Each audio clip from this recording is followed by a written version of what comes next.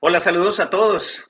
Hoy día es miércoles y nuevamente tenemos este espacio para reunirnos, para estudiar el libro de Eclesiastés. Espero que todos ustedes se encuentren bien en este final del mes de mayo y estén preparando todo para disfrutar de un buen verano donde ustedes se encuentren.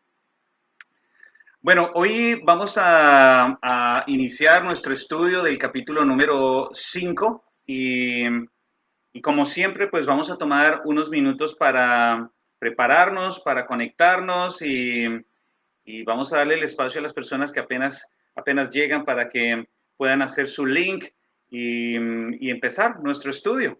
¿De acuerdo? Bueno, hoy, como les digo, voy a iniciar tomando un espacio para organizar las notas y ustedes también, pues, les invito a que hoy acerquen su Biblia, acerquen su lápiz, su papel.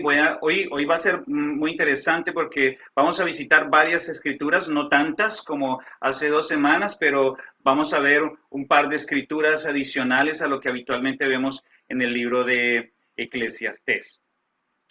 Bueno, entonces mientras que damos inicio y conectamos todos, pues vamos a tomar unos minutos, ¿de acuerdo? Unos minutos, yo voy a arreglar mis notas como siempre y ustedes mientras tanto, si eh, tienen alguna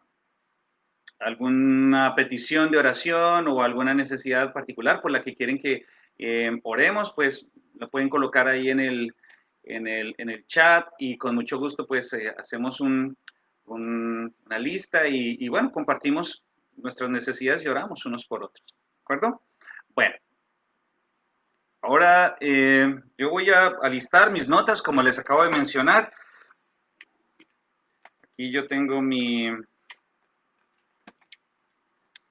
pequeño atril. Yo procuro hacer esto de pie, procuro hacer las clases de pie porque sentado me siento que no me siento muy cómodo. Así que siempre procuro hacerlo de pie. Bueno, les cuento que nosotros estamos muy bien aquí en casa, en Nueva Orleans. Ya las clases, bueno, las clases, no, el trabajo aquí en el trabajo, en el seminario, pues, donde nosotros vivimos y estudiamos y trabajamos, pues, ya se han reanudado, las oficinas regresaron a sus actividades habituales este pasado lunes y yo, pues, he regresado también a mis actividades académicas allá en mi oficina. Y mi esposa se encuentra bien de salud, gracias a Dios. Se ha recuperado muchísimo y estamos caminando bastante, estamos dando vueltas aquí en el seminario. Hay un espacio bastante grande. Para que se hagan una idea, no sé de dónde ustedes se encuentren, pero de pronto pueden pensar en la Universidad Nacional en Bogotá. El campus donde vivimos es algo así, o como el de la Universidad Central en Quito, algo así. Entonces salimos, oramos, lo recordamos a algunos de ustedes en oración y bueno, eso es lo que hacemos. A veces en las noches tenemos un gran espacio y es que es importante que continuamente estemos buscando de Dios a solas o en compañía del ser amado, ¿no? Algunos de ustedes son sus hijos porque solamente tienen sus hijos o algunos de nosotros que tenemos esposa o esposo el caso de algunos de ustedes o algunas de ustedes, pues podemos compartir este tiempo de oración juntos con nuestra familia. Bueno, ya son las 7:06. Yo creo que vamos a dar inicio. Antes quiero saludar a algunas personas que se han ido conectando. Buenas noches a María, otra vez María, saludos allá a nuestros amigos en Caracas. Todavía yo creo que tenemos algunos amigos en Caracas que nosotros conocemos. Saludos a Mary, Andrea, me imagino que mi amigo Fernando el DT está ya presente en Cali. Espero, ¿no? Que al menos esté juicioso leyendo su Biblia, como siempre. Saludos a nuestros hermanos y nuestros amigos en Cali. Hay otros amigos en Cali que también se van a conectar. Estoy aquí a la espera de todos mis hermanos de aquí de Nueva Orleans. Ya aparecieron, ya apareció mi querida vecina, doña Luisa. Felicidades, doña Luisa, ese día no nos vemos, pero ahí nos mandamos mensajes. Es una querida vecina que es una gran amiga para mi esposa y para mí. Freddy Fuentes ya está acá, al otro lado del lago. Me alegra saludarte, Freddy. Y bueno, felicidades a todos. Ya veo aquí a Célimo. Ah, Célimo, qué gusto. Xílemo, saludos a tu familia, tu esposa, tus hijos, tu pequeño que ya debe estar grandota. Saludos también a Andy, que ya sé que está casado y ya vas a ser abuelo, Célimo, increíble, cómo pasa el tiempo. Saludos a María, eh, qué gusto saber de ti, María, María Madere. Saludos a mi amigo Gregory. Saludos a Lidia, Lidia, la esposa, todavía no se ha casado, perdón, la novia de mi amigo Nelson, el Quique Pérez. Saludos a Endri allá en Ecuador y a mi amigo Julián, un viejo conocido allá en Chile. Carolina Tovar está intentando encontrar la reunión. Mi esposa de pronto me va a ayudar a ponerla a ella en contacto. Bien, bien, hasta ahora llegan los anuncios. Ahora, bueno, lo que vamos a hacer ahora es orar. Vamos a pedirle a Dios que nos guíe en esta noche y a estudiar la Biblia, ¿no? A estudiar la Biblia. Habitualmente tenemos esta cita de 7 a 8. Vamos a mantener ese horario con el favor de Dios y a estudiar juntos en esta noche. Así que les pido por favor que oremos. Señor Dios, creador del cielo y de la tierra, oramos en esta tarde agradecidos por tu presencia, agradecidos por la oportunidad que tenemos de despertar y de llegar hasta este mes del año. Dios mío, hay tantas personas que han fallecido este año a nivel mundial, Señor, son miles, cientos de miles de personas, Dios, y tú en tu grandeza, Señor, independientemente en las condiciones en las que estemos hoy día, somos tan afortunados, Dios, de conservar nuestra vida, de conservar nuestra familia. Oramos, Dios, para que nos des mucha gratitud en nuestro corazón por el privilegio de la vida, nos des un corazón temeroso de ti, abras nuestra mente, nuestro entendimiento para que podamos conocer más de tu palabra, Señor, nos des de tu espíritu y podamos aprender mucho más de ti, Señor. Tú eres el único, Padre, que nos puede dar la capacidad de entender el significado de la vida aquí sobre la tierra, Señor. Gracias por este tiempo, gracias por cada persona que se ha conectado, gracias por cada persona que va a ver este video. Ojalá, Señor, que sea tu palabra la que conquiste los corazones de las personas, la que transforme nuestras vidas, Dios, por favor. Guíanos en este estudio, Señor, en el nombre de Jesús. Amén. Bien, bueno, muchas bendiciones a todos. Me alegra mucho que estén conectados. Bueno, ahora lo que vamos a hacer es iniciar nuestro estudio. Como ya les había mencionado, vamos a iniciar hoy el estudio del capítulo número 5 del libro de Eclesiastés. Bueno, yo he visto que algunas personas se van adicionando a los videos y van viendo algunos un video, otro video. Bueno, simplemente quiero contarles a manera de introducción que durante las últimas 7 semanas, porque esta es la clase número 7, hemos venido estudiando el libro de Eclesiastés, un libro que fue escrito por un hombre que se describe a sí mismo como Coelet. Coelet es una palabra hebrea para predicador, para maestro, y ese hombre es Salomón, el hijo del rey David, quien gobernó más o menos entre los años 970, 1010, por ahí aproximadamente. Fue un hombre riquísimo, de acuerdo a lo que nosotros hemos venido estudiando, no solo rico en conocimientos y en capacidades, en habilidades, sino también económicamente. Fue un rey muy próspero que llevó a Israel a su máximo esplendor. Fue muy superior en cuanto a capacidad política que su antecesor David, pero como quizás en el epílogo de este estudio, por allá en el capítulo 12, quizás la siguiente clase del capítulo 12, veremos un poco de la biografía de este hombre, cómo este hombre termina después de ser un hombre muy sabio. Bueno, ahora al principio de esta clase, en la primera clase creo, hablamos un poco acerca de que quizás estas memorias, porque son unas memorias las que tenemos frente a nosotros, fueron escritas en los años póstumos de Salomón, cuando después de haber gozado de muchos años de ¿cómo digo esto? Como de libertinaje de cierta forma, él llega a algunas conclusiones, algunos piensan que fue al final, después de haber disfrutado muchos años, y digo disfrutado entre comillas, por supuesto, llega a estas conclusiones, conclusiones que nos sirven a nosotros para reflexionar en el sentido de la vida. Ahora, Salomón inicia su discurso con algunas reflexiones sobre la vida. Allí encontramos los capítulos 1, 2 y 3. Más o menos en el capítulo número 4 y el capítulo 5, Salomón empieza a hacer comentarios diversos, algunos cortos, otros un poco más largos, sobre algunos aspectos de la vida, algunos aspectos de las cosas que él observa a su alrededor. Eso es de lo que se trata este libro. Ahora, cuando nosotros exploramos el libro de Eclesiastés, nos acercamos a un hombre que ve la vida desde un punto de vista muy particular. Es el punto de vista o la cosmovisión de un hombre que está en el año 1070 antes de Cristo, perdón, 1000 antes de Cristo, 970, 1000 antes de Cristo. Por supuesto, en aquel tiempo no habían sistemas democráticos, no había en el cercano no había sistemas democráticos. De pronto en Grecia había un poquito de eso, pero no en el espacio del cual estamos hablando. No habían derechos humanos, no había ONU, no había nada de lo que nosotros tenemos hoy acá. Entonces, al acercarnos, y esto es una regla general para la lectura del Antiguo Testamento, no podemos juzgar lo que leemos en la Biblia desde los lentes de una persona como usted y como yo, que vive en el año 2020.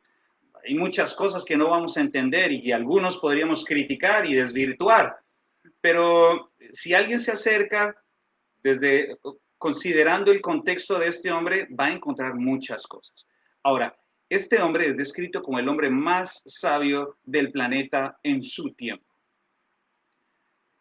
Y para ello ustedes pueden explorar un poquillo más, por allá el primer libro de Reyes, capítulos 4 y 5. Este es como el contexto general. Esta obra de 12 capítulos es la que estamos explorando y ahora vamos a revisar el capítulo número 5. No sin antes agradecerles a todos ustedes quienes participaron la semana pasada y me enviaron algunos consejos sobre cómo luchar con compararse uno con otro.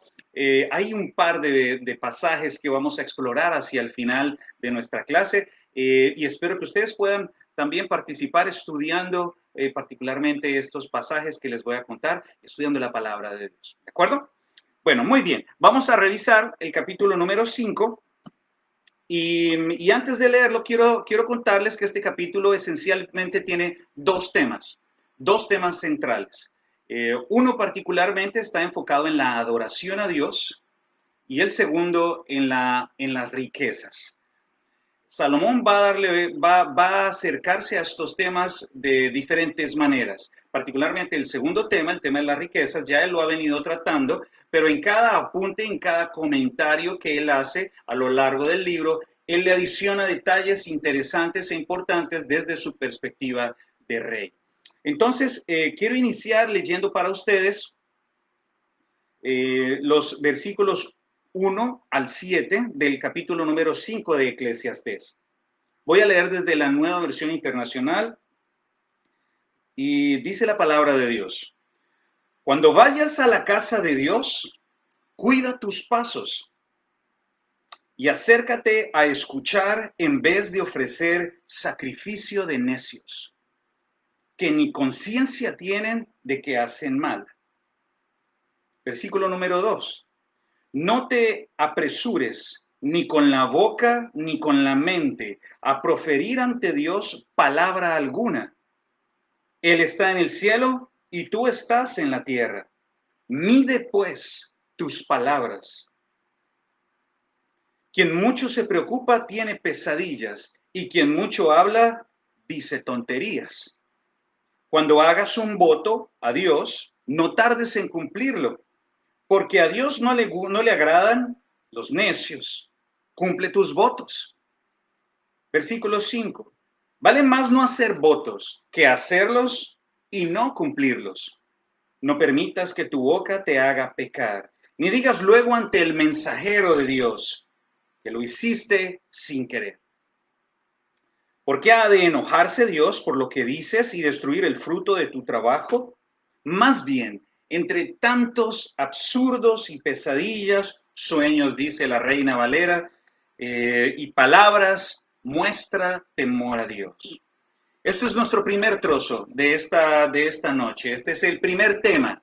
Como les mencioné anteriormente, hay dos temas. El primero va desde el versículo 1 al 7 y el segundo va desde el 8 hasta el 17. Tendremos un epílogo allí entre los versículos 18 al 20 y eso será en la conclusión de nuestro estudio. Ahora, quiero iniciar señalando algo muy interesante acá. Tres cosas. Tres cosas son muy importantes en esta primera fracción. La primera de ellas es que cuatro cosas, perdón. La primera de ellas es él hace una advertencia, una advertencia a la actitud con la que uno se acerca a Dios. Eso es número uno. Número dos, él habla acerca de un sacrificio o de una ofrenda, y no estoy pensando en dinero, sino en aquello que las personas traían o se presentaban, con lo cual se presentaban ante Dios. Eso es número dos. Número tres, él habla un poco acerca de la oración. Y número cuatro, él habla acerca de los votos. Vamos a ir uno por uno. La primera de ellos es que él menciona una advertencia.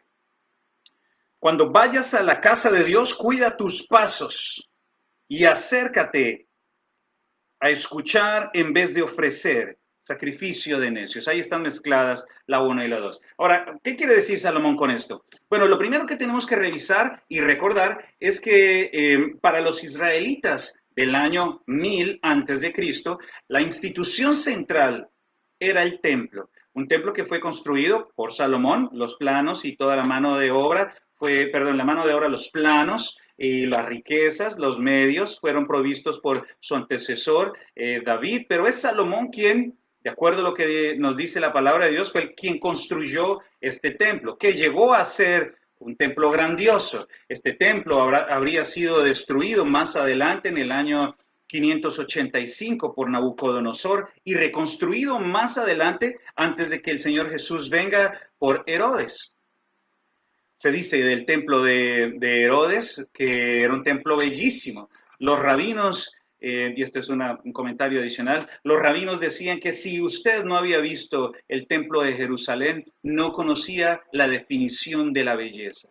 Se dice en los escritos rabínicos que la cúpula del templo era tan radiante que a muchos kilómetros uno dirigía sus ojos y al dar el sol se veía una luz brillante en Jerusalén.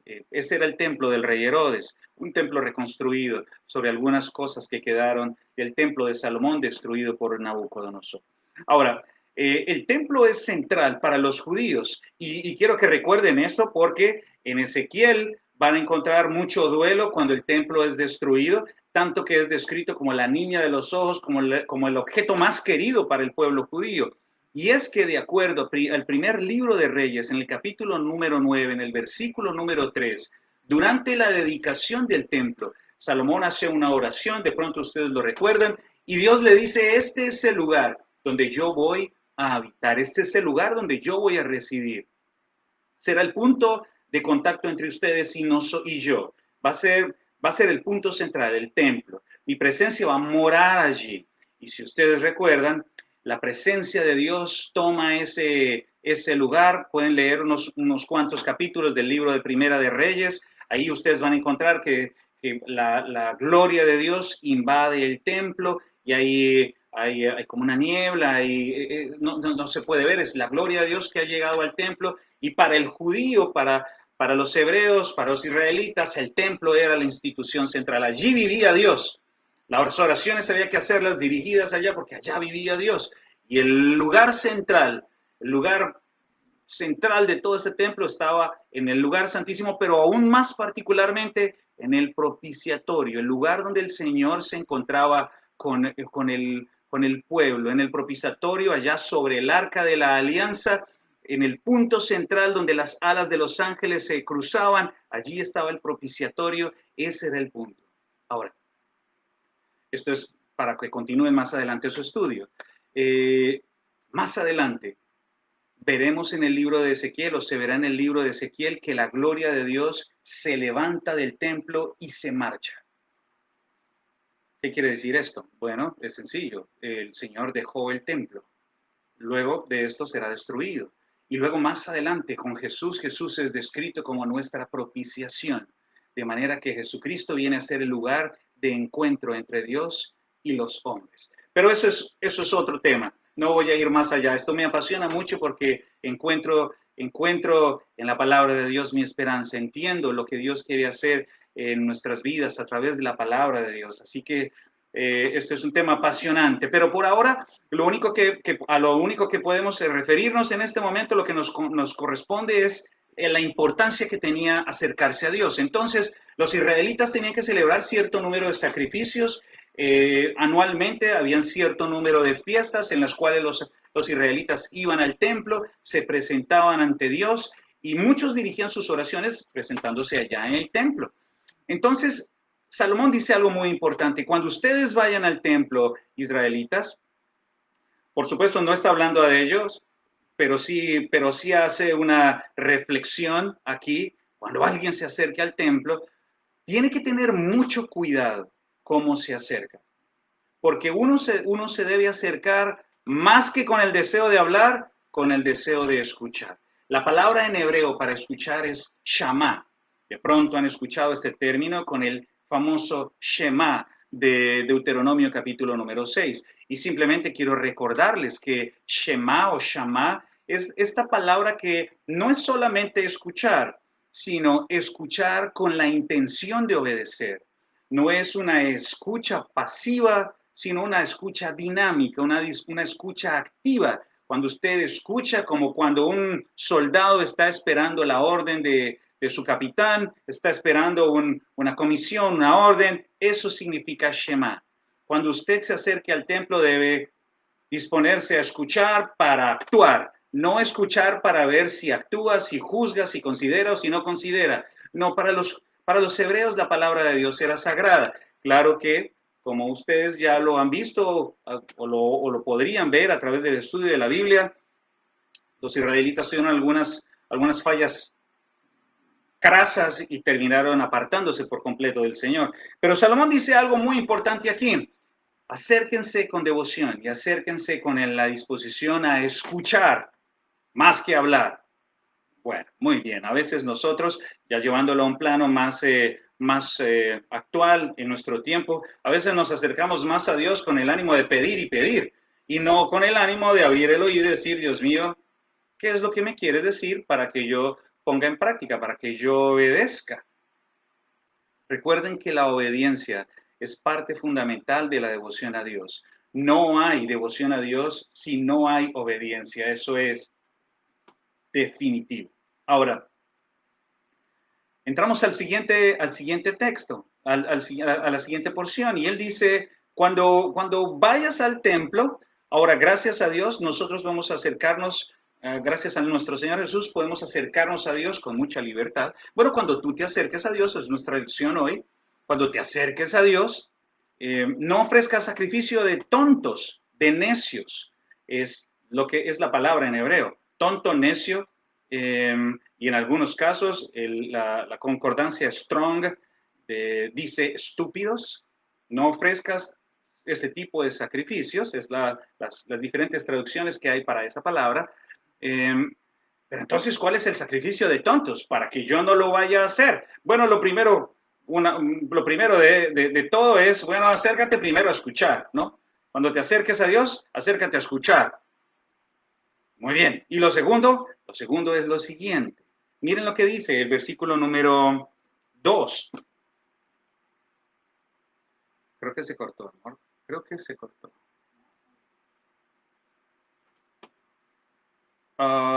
Creo que se detuvo, amor. ¿Tú me estás viendo? Bueno, no sé, yo no veo la pantalla. Supongo que estamos conectados allí. Bueno, dice, no te apresures ni con la boca ni con la mente a proferir ante Dios palabra alguna. Él está en el cielo y tú estás en la tierra. Mide pues tus palabras. Ahora, Salomón dice algo brillante aquí. tenemos que estar atentos a no hablar tanto, sino a reservar nuestras palabras y medirlas claramente. Porque Salomón dice algo que es necesario para cualquier persona que se acerca a Dios. Uno debe saber quién es Él y quién es uno. Salomón tiene esto muy claro. Él considera que Dios está en la majestad y nosotros estamos sobre la tierra. Esta conciencia del interlocutor es fundamental para tener una buena relación con Dios.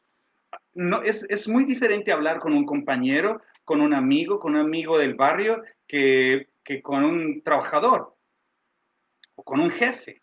Uno no se refiere con tanta confianza a un jefe, pero sí lo hace con un amigo del barrio. Bueno, tenemos que recordar, Dios es Dios, Dios es el creador. Ahora, hay algo muy interesante que he notado en dos culturas en particular. La primera de ellas es la cultura ecuatoriana y la segunda es la cultura hondureña. He notado que para los hondureños y para los ecuatorianos les es difícil, para la mayoría, de referirse con demasiada confianza a alguna persona que les represente autoridad. Por ejemplo, he notado que las esposas se refieren a sus esposos como a usted. Usted tal cosa, usted, alguna vez hablando con un amigo hondureño, con una pareja hondureña, le pregunté, bueno, ¿y tú por qué no le dices tú a tu esposo? Y ella me dijo, bueno, porque él es mi esposo, él es mi esposo, yo no puedo tener este grado de confianza con él. Habían cosas que yo no podía entender. No puedo entender tal actitud de respeto, pero es así. Los ecuatorianos son iguales. Los ecuatorianos se hablan unos a otros casi con tú a veces, pero hacia Dios, una vez escuchando a un amigo orar, le decía a Dios, Dios, usted es tan grande. Para nosotros los colombianos, nosotros referimos con confianza con todo el mundo, pero Salomón está diciendo algo muy importante. Uno debe tener muy claro ante quién está cuando se acerca a Dios. Dios no es un pana, no es mi amigo del corazón, mi cómplice. Dios no es nada de eso. Dios es el creador.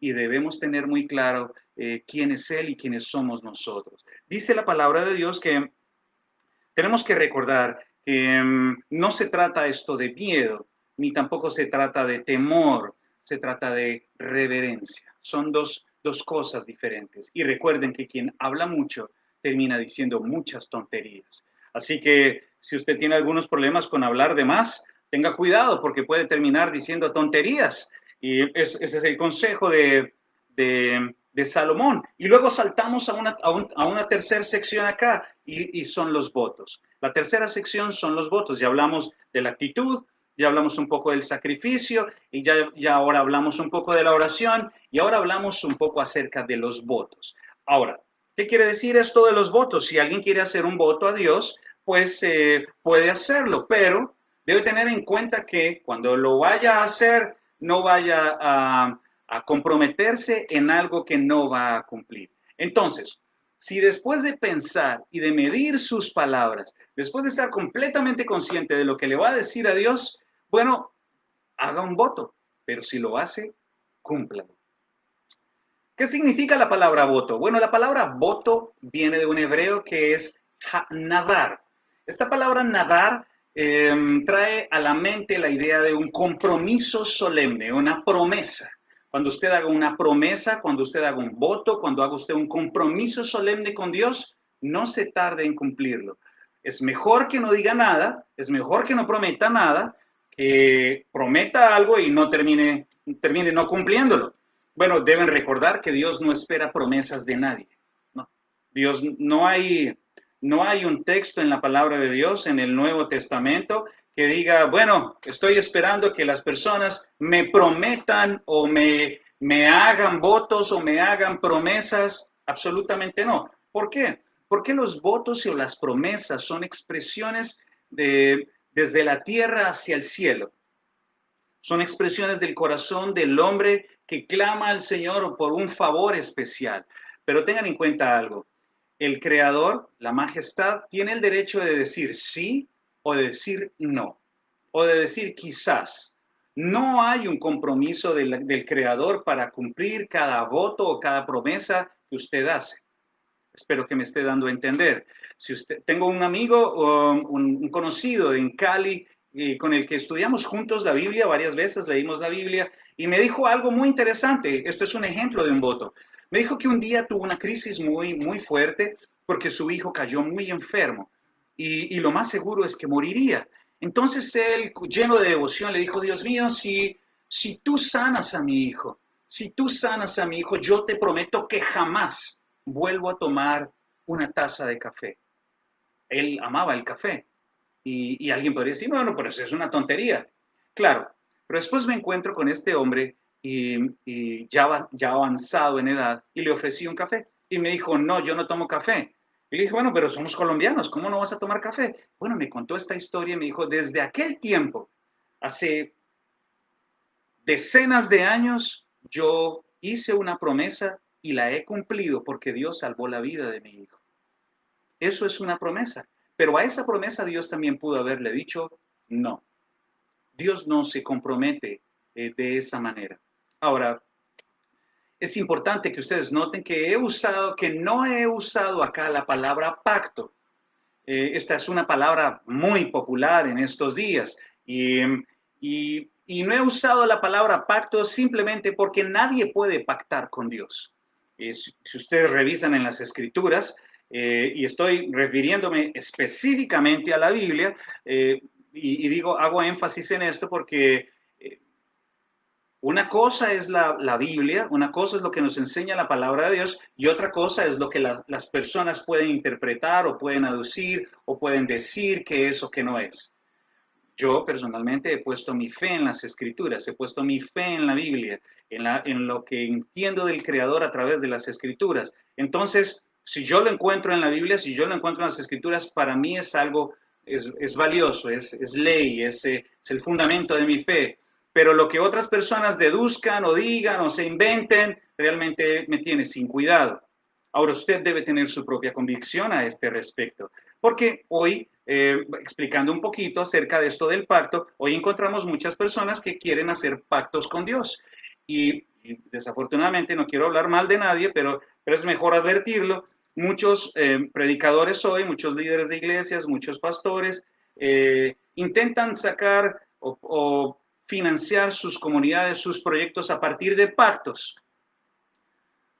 Lo lamento, realmente no es la forma en la que las escrituras nos señalan cómo debemos proceder, porque un pacto es algo entre dos personas, un pacto es un acuerdo, un convenio, un trato entre dos partes, no entre una sola parte. Ahora, en la Biblia el único que puede hacer pactos es Dios, porque ¿cómo tú podrías hacer a Dios que cumpla? Solamente porque tú dices, hice un pacto con Dios. No hay tal cosa. Tú puedes establecer condiciones a Dios, pero Dios simplemente dice no. Otra cosa es cuando Dios dice, yo ofrezco estas condiciones y el ser humano lo único que puede decir es sí o no. Un pacto, tenemos varios ejemplos de pactos en las escrituras. El pacto de Dios con la humanidad, el pacto de Dios con Noé, de que no iba a destruir la tierra, el pacto de Dios con Abraham, el pacto de Dios con el pueblo de Israel, el pacto de Dios a través de nuestro Señor Jesús en su sacrificio. Tanto Abraham como Israel, como nosotros, lo único que podemos decir es sí o no, aceptar las condiciones que Dios pone. Nosotros no podemos negociar ningún tipo de condición con la majestad. Lo único que podemos decir es sí o no. Por eso nadie puede hacer un pacto, porque el pacto va desde el cielo hacia la tierra. La tierra responde sí o no. El voto va desde la tierra hacia el cielo y la majestad se libra de decir sí o no. No hay manera de arrinconar al Creador y hacerlo que haga lo que nosotros queremos. No hay forma. No hay forma porque Él es infinito y nosotros finitos. Él es el Creador y nosotros somos las criaturas. Por eso no incluí esa palabra y por eso les hago esta explicación respecto a los pactos y a los votos. Ahora, este tema de los votos es muy importante porque dice el Señor, hay un grado de solemnidad en esto de los pactos. Y dice el Señor que Él espera que si usted hace un pacto, perdón, si usted hace un voto, usted lo cumpla. Si usted hace una promesa, usted la cumpla. ¿Por qué Dios va a enojarse contigo y con tu trabajo? Simplemente porque tuviste la necedad de decir algo que después no cumpliste. Ahora, la pregunta hoy día para nosotros y para ustedes que están observando este video es si han hecho promesas, si han hecho votos, si han hecho compromisos con Dios que no han cumplido o han cumplido parcialmente. Dios mío, si me sacas de esta, yo voy a hacer tal cosa. Dios cumple y ustedes no cumplen. O yo no cumplo. Dios mío, si tú concedes a mi hijo este puesto, si tú me concedes salud, si me sacas bien de este, yo voy a hacer tal cosa. Y no lo hacemos. Dice la palabra de Dios aquí, por favor, en medio de tantas cosas absurdas, en medio de tantas pesadillas, muestra respeto, muestra devoción por el Creador. No trates a Dios como si fuera cualquier cosa. Eso es lo que dice Salomón. Ahora, quiero recordarles que Salomón es la cabeza del Estado, del pueblo de Israel. Esto es muy importante, porque aún el más alto, el más elevado, está diciendo, tenemos que tener reverencia hacia Elohim, hacia el Creador. Está muy arriba, es muy diferente a nosotros. ¿De acuerdo? Ahora, yo no sé si ustedes han hecho sacrificio de tontos o sacrificio de necios, haciendo promesas vacías, haciendo votos en vano y después evitando cumplirlos. Por favor, analícenlo, por favor, piénsenlo, porque Dios no pide promesas de absolutamente nada. Ahora les voy a pedir que avancemos hacia la segunda parte de esta clase y de este estudio bíblico. Y esta segunda parte nos va a llevar desde el versículo 8 al versículo 20. Y esta parte es muy interesante porque tiene una pequeña introducción al principio y luego concluye con un epílogo. Así que vamos a ir al versículo número 8 y vamos a explorar un poco acerca de estas nuevas ideas que tiene Salomón respecto a las riquezas. ¿De acuerdo? Entonces, iniciamos en el versículo número 8. Si en alguna provincia ves que se oprime al pobre y que a la gente se le niega un juicio justo, no te asombres de tales cosas, porque a un alto oficial lo vigila otro más alto, y por encima de ellos hay otros altos oficiales. ¿Qué provecho hay en todo esto para el país? ¿Está el rey al servicio del campo? Con esta breve introducción, Salomón menciona un par de casos, una situación particular. Es muy probable que como en aquel caso, como en aquel tiempo, las estructuras de poder hoy día no favorezcan al pobre.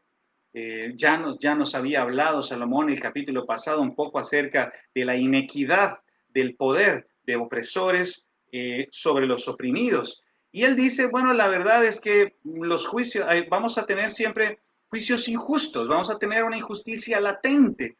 Está el rey al servicio del campo, está el rey o el presidente al servicio del pueblo, está el pastor, el líder, la autoridad al servicio de las personas. Probablemente en esta pregunta retórica la respuesta sea no. Ahora, o de pronto sí. Yo, por ejemplo, no me gusta mezclarme en política, pero me ha sorprendido la actitud, la actitud más interesada por el pueblo que he visto durante los últimos meses. El presidente de El Salvador, Nayib Bukele, creo que es su nombre. Este hombre ha desarrollado cierto número de políticas para favorecer al pueblo salvadoreño. Me hace pensar un poco en Pepe Mujica de Uruguay. Y ahora ustedes podrían pensar en ejemplos no tan buenos, pero me hace pensar que si hay personas, si hay personas que están dedicadas a servir a las demás personas, a servir al pueblo sobre el cual están teniendo el privilegio de regir. Ahora, vale la pena recordarnos en este momento, a través de estas experiencias de estas observaciones que hace Salomón, que a pesar de que el sistema democrático en el que estamos nos dé la posibilidad de criticar, nos dé la posibilidad de demandar, nos dé la posibilidad de exigir del gobierno cierto número de cosas, tenemos que recordar también que nuestro deber cristiano, nuestro deber como temerosos de Dios es orar, clamar a Dios por las personas que Él ha puesto en el gobierno. Ninguna autoridad está en donde está a menos de que Dios lo haya permitido. Eso es lo que encontramos en las Escrituras. Ahora, nuestro Señor nos invita a orar por las personas que están en autoridad. Ahora, ¿qué quiero decir con esto? ¿Que debemos orar por los tiranos? Sí. ¿Debemos orar por los malos jefes? También. De pronto tenemos que orar por el esposo que tenemos, que es un ogro, un tigre o un irresponsable. También. Pero también oren por los buenos esposos y por los buenos jefes y por los buenos presidentes, para que Dios les provea sabiduría y nos permitan vivir en paz, para que Dios les provea sabiduría y quizás en un momento de lucidez puedan volverse al Creador, puedan entender el plan de Dios y amarlo. Ahora les pido que mantengan a las personas de autoridad en sus oraciones. Luego de este pensamiento inicial, entramos frontalmente a la segunda mitad de nuestro estudio, que es el segundo tema. Y voy a leer para ustedes del versículo 10 al versículo número 17. Dice la palabra de Dios. Escuchen esto. Quien ama el dinero, de dinero no se sacia. Quien ama las riquezas, nunca tiene suficiente. También esto es absurdo. Donde abundan los bienes, sobra quien los gaste. ¿Y qué saca de esto su dueño, aparte de contemplarlos? Versículo número 12. El trabajador duerme tranquilo, coma mucho o coma poco. Al rico, sus muchas riquezas no lo dejan dormir. He visto un mal terrible en esta vida, riquezas acumuladas que redundan en perjuicio de su dueño y riquezas que se pierden en un mal negocio. Y si llega a su dueño a tener un hijo, ya no tendrá nada que dejarle. Tal como salió del vientre de su madre, así se irá, desnudo como vino al mundo y sin llevarse el fruto de tanto trabajo. Oh, imagínense el hombre más rico diciendo esto. Increíble. Ahora, esto, dice él, es un mal terrible, que tal como viene el hombre, así se va. Por supuesto, alguien que tiene tantísimo dinero, ¿cómo no le va a dar pena no podérselo llevar para disfrutarlo? Ahora él dice, ¿y de qué le sirve afanarse tanto? Para nada. Además, toda su vida come en tinieblas y en medio de muchas molestias, enfermedades y enojos. Wow, esto es impresionante. Es impresionante porque es el testimonio de un hombre que tenía muchísimo dinero, tenía muchísimos placeres, tenía muchísima fama, tenía muchísimos lujos y privilegios. Sus palabras deben ser leídas a través de este lente.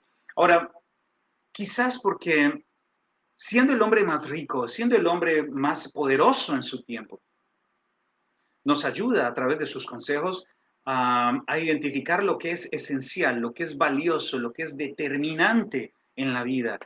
Porque algunos de nosotros podríamos irnos en el camino de las riquezas y al final encontrarnos con las manos vacías, dedicando nuestra vida, pagando un alto precio, salud, familia y nuestra vida misma, para después encontrarnos que vamos a ir a la tumba sin absolutamente nada. En un paralelismo sinónimo, es el término técnico para estos dos versículos, para el versículo número 10. Él menciona una idea en la parte A del versículo y luego menciona la misma idea con otras palabras en la parte B del versículo. Y dice lo siguiente, quien ama el dinero, de dinero no se sacia. Quien ama las riquezas, nunca tendrá suficiente. Este paralelismo, a través de este paralelismo, Salomón quiere hacer un énfasis. ¿Qué énfasis quiere hacer? El amor al dinero nos esclaviza. el amor al dinero, el afán por tener plata, la dependencia por el dinero, lo que hace en nosotros es esclavizarnos y querer más y más y más y más. Nunca es suficiente. Hay tres palabras, creo que esto se los había mencionado antes, pero hay tres palabras en hebreo para amor. La primera palabra es raya, la segunda palabra es dod y la tercera palabra es ahava.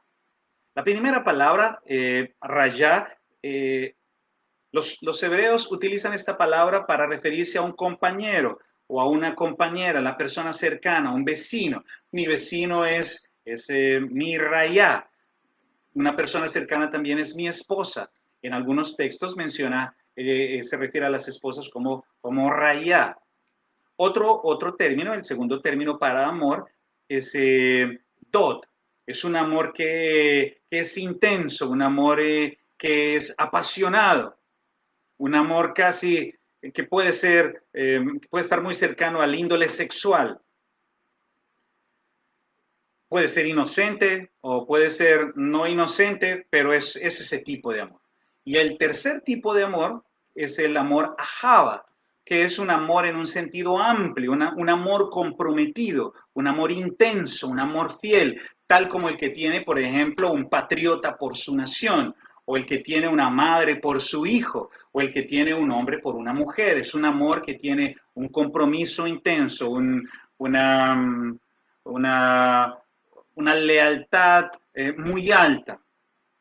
Cuando en este texto Salomón se refiere a quien ama el dinero, de dinero no se sacia, la palabra que él utiliza en hebreo para amor es el amor ahava. Lo que quiere decir esto es que quien ha desarrollado un compromiso intenso por el dinero nunca le va a ser suficiente. Quien ha establecido un sentimiento de necesidad y de responsabilidad hacia el dinero, de dinero nunca tendrá suficiente. Quien desarrolla este tipo de sentimientos siempre querrá más dinero. Puede tener llena su alacena, entonces quiere otra alacena para meter más cosas. Tiene una nevera, pero quiere otra nevera para meter más cosas. Nunca es suficiente. Tiene un carro, pero no es suficiente. Quiere otro carro. Tiene un celular, no quiere otros dos, otros tres. Tiene ropa, la ropa no cabe en el vestidor, quiere más ropa. Tiene zapatos, quiere más zapatos. Tiene trabajo, quiere más trabajo. Tiene plata en la cuenta de ahorros que no va a gastar y que no puede gastar y que no quiere gastar, pero quiere más, más y más y más, crecer, crecer, crecer, más tener, tener. Quien busca eso, quien desarrolla ese tipo de amor, nunca tendrá suficiente, vivirá esclavo todos los días de su vida.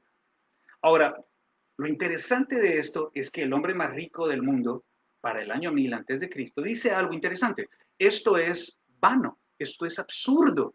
¿Y por qué dice esto? Bueno, la respuesta está en los versículos 11 al 17. Porque entramos en una carrera absurda para gastar. Donde hay más se gasta. No sé cuántas personas he conocido que se les da un aumento en el salario. Por ejemplo, se ganan $10, le suben a 15, los 15 se gastan. No tenían 15, tenían solo 10, pero al llegar a los 15 se encuentra un lugar en que gastar esos 15, esos 5 extras. ¿Me voy a entender? Quizás en lugar de gastar deberíamos ahorrar, pero eso es otro sermón acerca del manejo de las finanzas.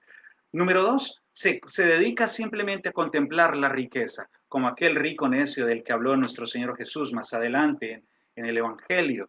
¿Qué podemos hacer con tanta riqueza más que observarlas? No las puedes meter en tu corazón, no las puedes meter en tu salud, no las puedes meter en tu sangre, no pueden traerte plenitud como ser humano, lo único que puedes hacer es observar.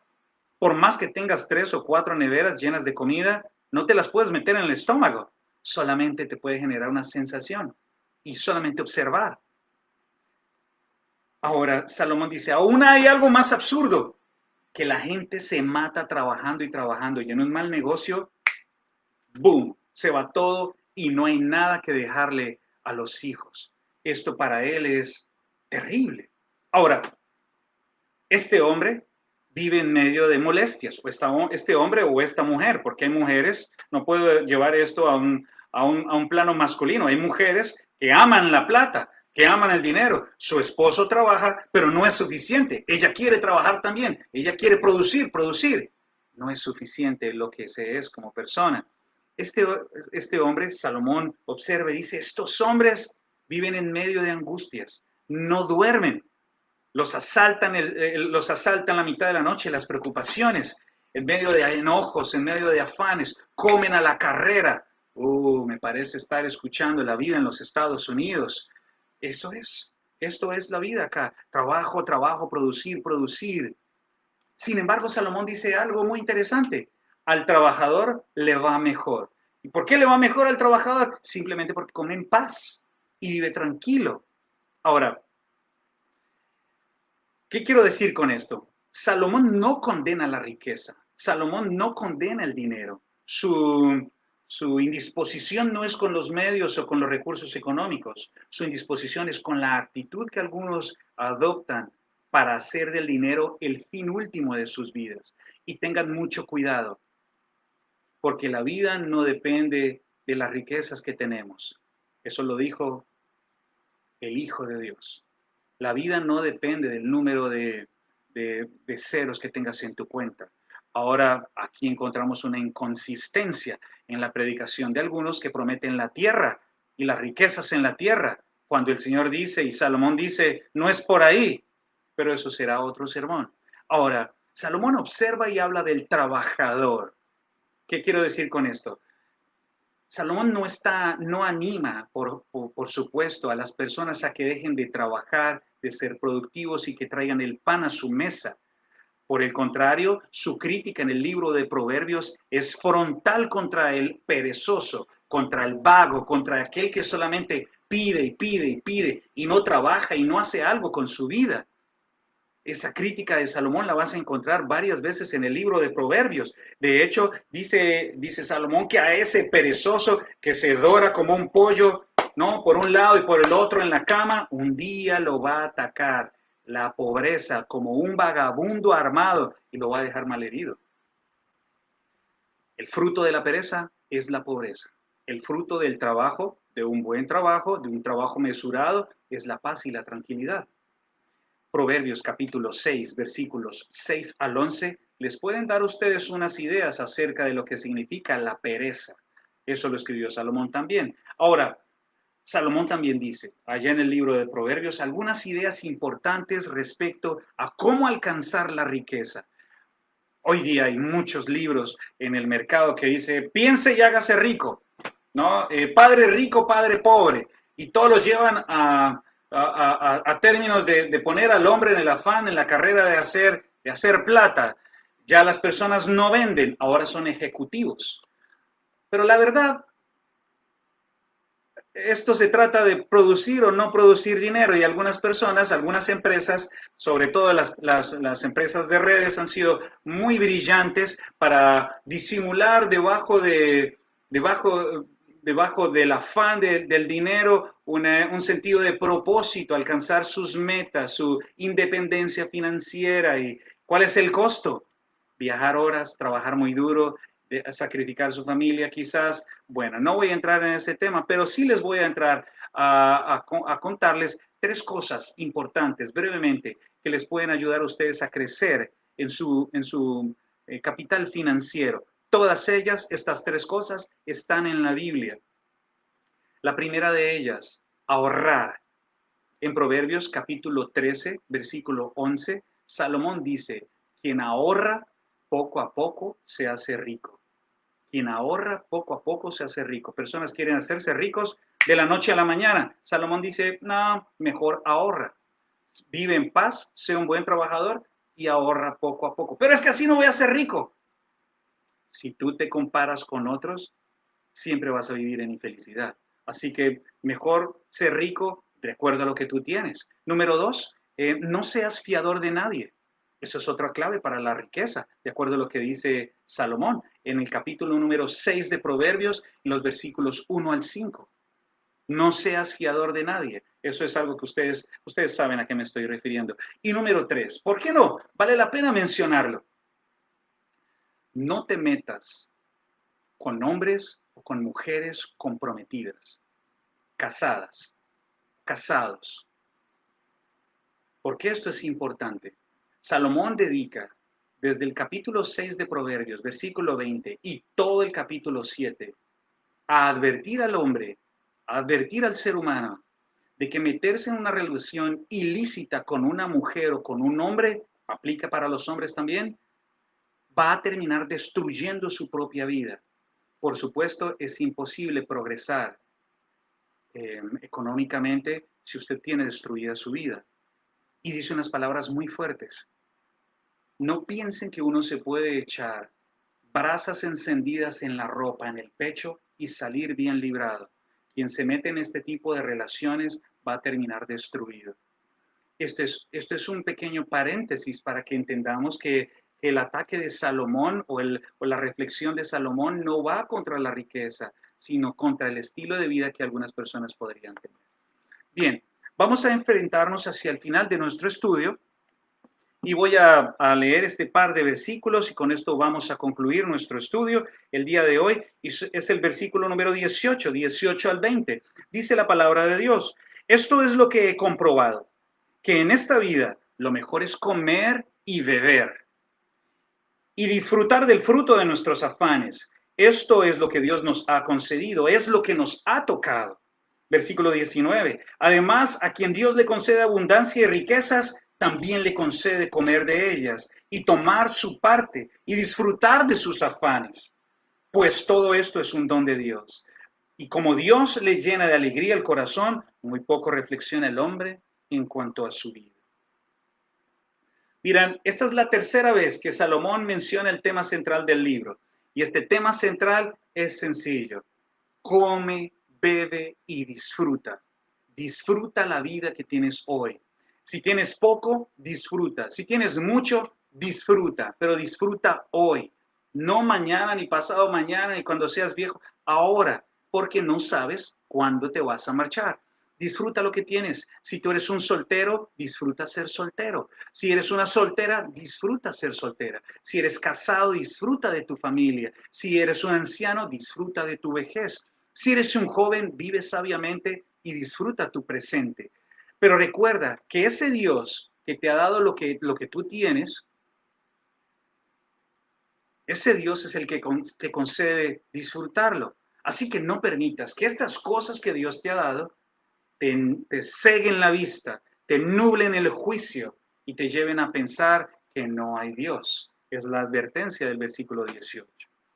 Muy bien, queridos amigos y hermanos y hermanas que se reúnen en esta tarde con nosotros, les pido por favor que concluyamos nuestro estudio repasando los dos temas claves de esta noche.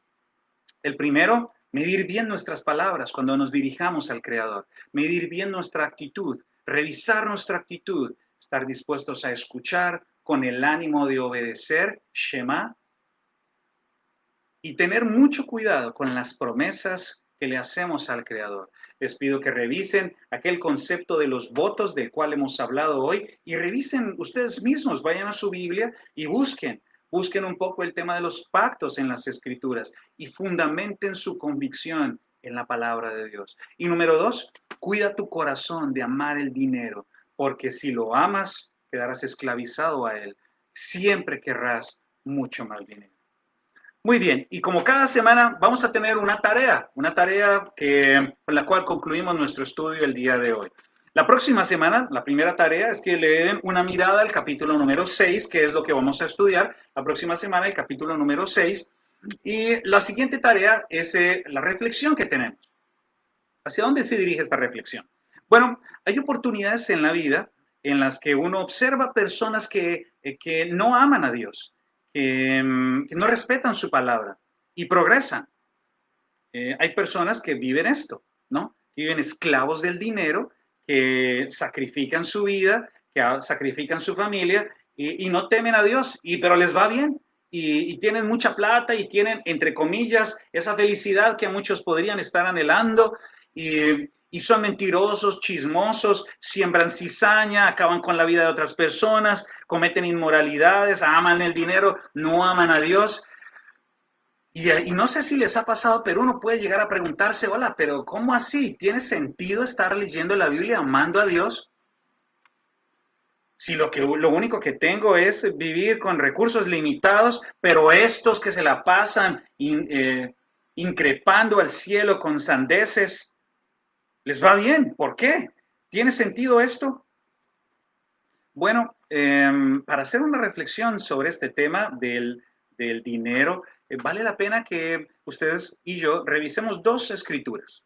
Dos escrituras y con esto vamos a concluir. Dos escrituras, ¿por qué? Estas dos escrituras nos van a llevar nos van a ayudar a pensar. Si usted se ha sentido identificado conmigo en esto que acabo de mencionar, al observar personas que prosperan, entre comillas, y no aman a Dios, nos va a ayudar a revisar dos escrituras. Estas dos escrituras son la tarea para la próxima semana, para su reflexión esta semana. La primera de ellas, Salmo 49, versículos 16 al 20. Salmo 49, versículos 16 al 20. Y la segunda, el Salmo 73. Por favor, revisen esas dos escrituras allá en su tiempo, en la intimidad de su hogar, de pronto allá en su casa, toman su Biblia y toman un cuaderno y respondan esta pregunta. ¿Qué es aquello que estas personas identifican que es tan importante para comprender lo que están viendo a su alrededor? ¿Qué es aquello que ellos se encuentran?